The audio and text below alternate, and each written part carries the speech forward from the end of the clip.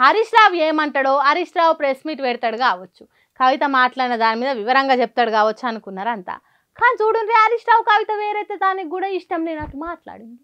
నా 25 ఏళ్ల రాజకీయ ప్రస్థానం తెలంగాణ ప్రజల ముందు ఒక తెరిచిన పుస్తకం లాంటిది.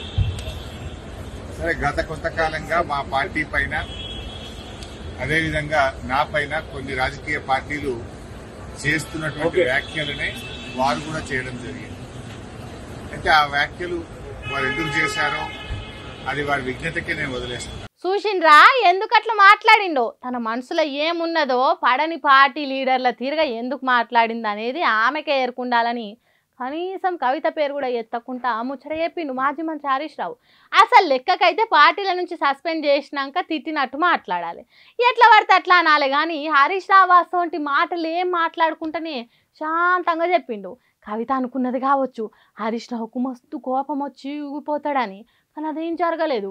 కవిత గురించి ఎంత తక్కువ మాట్లాడితే అంత మంచిది అనుకున్నట్టున్నది హరీష్ రావు. నేనేంటిదో, నా పనితనం ఏంటిదో, ప్రజల కోసం ఎంత పాటు పడతానో ఎవ్వరో చెప్పుడు కాదు, అన్ని ముచ్చట్లు జనాలకు తెలుసు అన్నట్టు చెప్పిండు.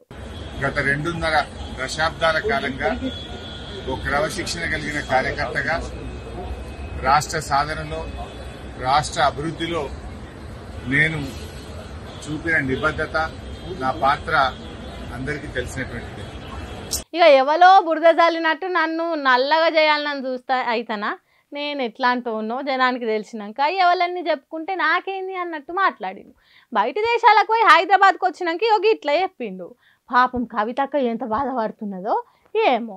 హరీష్ రావు సారు కనీసం తన పేరు కూడా వాళ్ళకకుండా మాట్లాడినందుకు ఆమె ఎంత పెద్దగా మొత్తుకున్నా తీసి పారేసినట్టు హరీష్ రావు చేసే వరకు ఇంకెంత కుమిలిపోతుందో ఏమో అని అంటుర్రు హరీష్ రావు మాటలు విన్న జనాలు.